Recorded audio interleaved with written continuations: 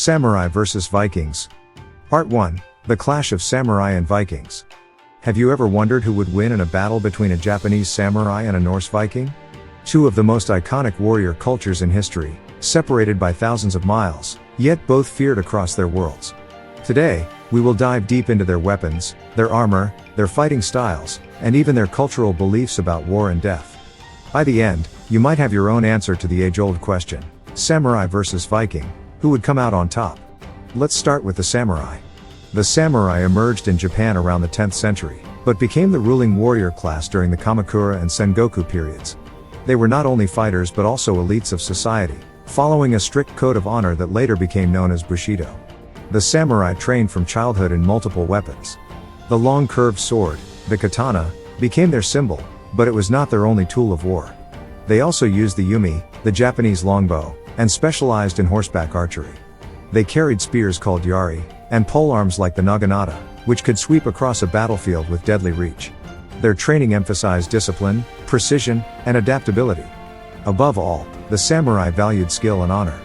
To fall in battle was considered an honorable death. To live without honor was worse than death itself. Now let's cross the sea to Scandinavia, and look at the Vikings. From the 8th to the 11th centuries, Viking warriors raided and settled across Europe. They were fierce seafarers, farmers turned raiders, and fighters driven by a desire for wealth, land, and fame.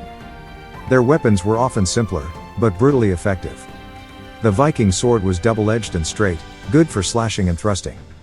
But their most iconic weapon was the axe. The Dane axe, with its long handle and heavy blade, could smash through shields and even crush helmets. They also carried spears, short swords, and always a round wooden shield, painted with designs and reinforced with iron. For defense, Vikings wore chainmail if they were wealthy, or leather and padded clothing if not. Unlike samurai, who were often mounted, Vikings fought mainly on foot, in close formation. Their famous shield wall allowed them to fight as one unit, pushing against enemies with overlapping shields while striking with axes and spears. To them, death in battle meant the chance to go to Valhalla, the warrior's paradise. So fear was not something they carried into combat.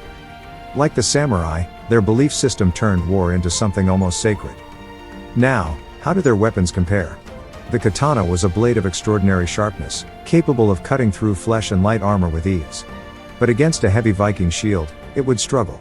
The Viking axe, on the other hand, was slower but devastating. A single hit could shatter a wooden armor plate or even break bones through protection. In terms of reach, the naginata or yari gave the samurai an advantage. But in the tight press of a shield wall, the Viking spear and axe combination was nearly unstoppable. So, weapon against weapon, it would depend on the situation. A one-on-one duel in open ground might favor the samurai's speed and technique. But in a chaotic melee, the Vikings' raw power and teamwork might dominate. When it comes to armor, the samurai's lamellar armor, made of small iron or leather plates laced together, offered flexibility and solid protection. By the Sengoku period, their armor became more advanced, with iron cuirasses and helmets shaped to deflect arrows. Vikings, by contrast, relied mostly on chainmail for those who could afford it, which was excellent against cuts but weaker against stabbing or blunt force. Many ordinary Vikings had only leather or wool clothing with a round shield. This means that, on average, samurai had better protection. But in group fighting, the Viking shield wall gave collective defense that could counter superior armor. So, who would win? If we imagine a duel, a single samurai versus a single Viking, the samurai might have the edge thanks to years of training and superior armor. His precise strikes and disciplined movements could overwhelm a Viking relying on brute force. But if we imagine 20 samurai facing 50 Vikings on the beach, the Vikings would form a shield wall, lock together, and advance as one. The samurai's skill might cut down some, but the sheer momentum and teamwork of the Vikings would be hard to stop. It truly depends on the battlefield, the numbers, and the situation. And beyond weapons and armor, we cannot forget their cultural mindset. The samurai fought with honor, following codes of loyalty to their lords. The Viking fought for plunder, glory, and entry into Valhalla. One saw battle as a duty, the other as a pathway to eternal reward. This difference in mentality could affect the outcome just as much as skill or skill. A samurai might hesitate to fight dishonorably. A Viking might embrace trickery and raw violence without hesitation. In the end, this clash is not just about weapons, but about two different philosophies of war. Part 2, Weapons, Tactics, and the Battlefield. Now let us imagine a realistic battlefield encounter. Picture the coast of Japan around the 10th century. A Viking longship lands on the beach, warriors rushing out with shields and axes. On the other side, samurai cavalry rides in with bows and spears, their banners flying in the wind. The clash would not just be physical, but tactical. Samurai would open with ranged attacks, loosing arrows to weaken the enemy before charging. Vikings, however, would form their shield wall, blocking arrows with overlapping shields, advancing step by step. This formation was difficult to break, and it was designed to absorb missile fire. The samurai, seeing that arrows were less effective, might dismount and prepare for melee combat. Here is where the true test begins. In hand-to-hand combat, samurai skill with the katana or spear would be formidable. Their training emphasized precision strikes to vulnerable points, such as gaps in armor or weak joints. Vikings, however, were used to brutal melee, swinging axes that could break bones and shields alike. Their round shields were not only for defense, but also weapons to push and knock enemies off balance. The rhythm of a Viking shield wall was like a heartbeat, steady, loud, and relentless. Against that, the samurai's more individual style might struggle unless they maintained cohesion as a group. Samurai were capable of fighting in organized units, but their culture often glorified the individual duel. This difference in mentality might tilt the battle toward whichever side controlled the flow. Another crucial factor is environment. If the battle happened in a forested area, samurai archery and mobility would shine. On open plains, Viking shield tactics could dominate. If near water, the Vikings had the advantage of retreat and regroup by ship. On horseback, samurai had superior speed and striking power, but if the terrain forced them to fight on foot, the difference became smaller. Thus, location alone could decide the winner. Let's compare leadership and organization. Samurai fought under a lord, bound by loyalty, and orders were clear. Their hierarchy allowed for coordinated attacks. Vikings, on the other hand, often followed charismatic leaders or chieftains. Their war bands were smaller but motivated by personal bonds and shared goals of plunder. Samurai leadership meant discipline. Viking leadership meant passion and ferocity. Both could inspire, but in different ways. A samurai might fight to preserve his honor and his clan. A Viking might fight with reckless abandon, because dying gloriously was not the end, but the gateway to Valhalla. This difference in spirit is difficult to measure, but it mattered. A warrior who does not fear death can sometimes push beyond the limits of reason. Now, let us talk about technology. Japanese blacksmiths perfected the art of folding steel, creating swords with unmatched sharpness. The katana was not just a weapon, but a symbol of craftsmanship and soul. In contrast, Viking weapons were often practical, forged for durability and raw power. A Viking axe may not have the beauty of a katana, but in terms of impact, it was devastating. The sword of a samurai could slice cleanly. The axe of a Viking could crush and maim.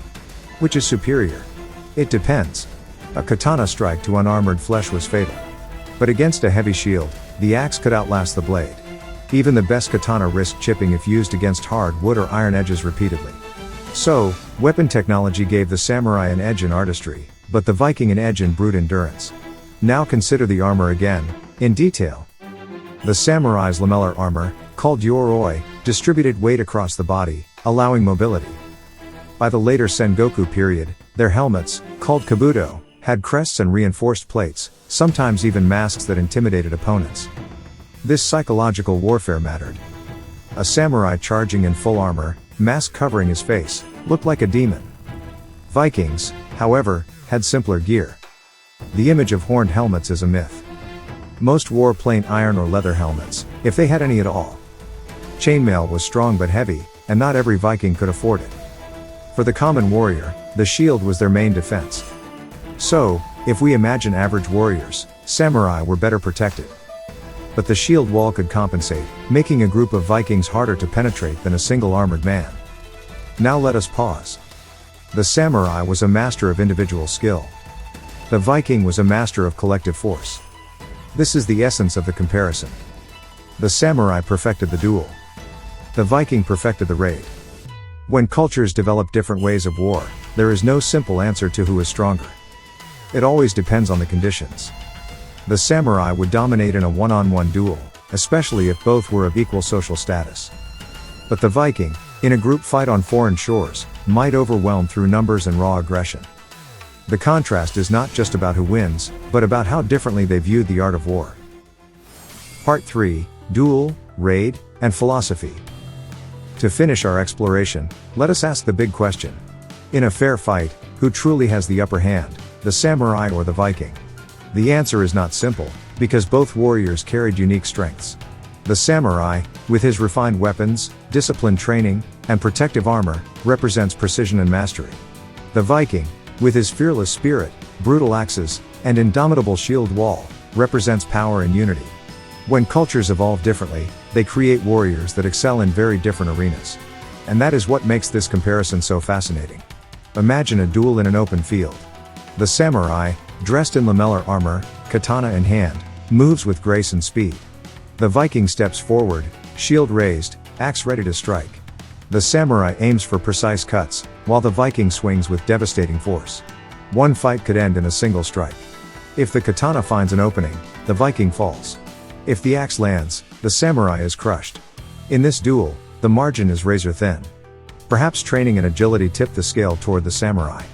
But never underestimate the raw power and fearlessness of a Viking who believes that dying in battle only opens the door to Valhalla.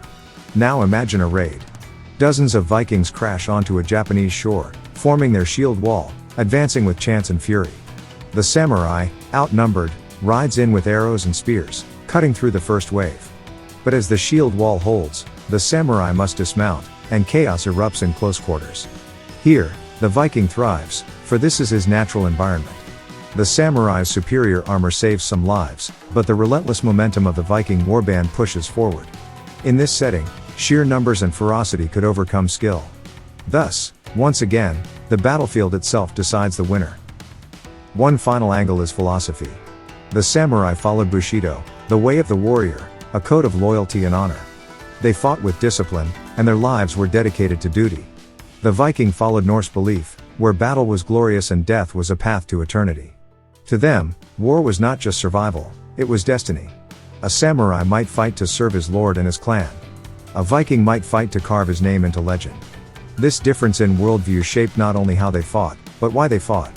And in history, the why often determines the how. So, samurai versus Viking. The samurai may have the advantage in skill, discipline, and armor. The Viking may have the advantage in raw power, teamwork, and fearlessness. There is no absolute answer, but one truth stands clear. Both cultures produced warriors who remain iconic to this day, precisely because they embodied the spirit of their people. The samurai carried Japan's values of honor and mastery. The Viking carried Scandinavia's values of courage and conquest. Both deserve their place as legends of warfare. And yet, the Viking is not the only rival worth comparing. What if the samurai faced the armored knights of medieval Europe? Knights in full plate, charging with lances, clashing with swords. Or what if the samurai stood against the Spartans of ancient Greece, whose phalanx formations were nearly unbreakable? These matchups might reveal even more about what made the samurai unique. Would precision overcome heavy steel? Would discipline withstand the phalanx? In the next episode, we will dive into samurai versus knights, and samurai versus Spartans. The battle of legends has only just begun.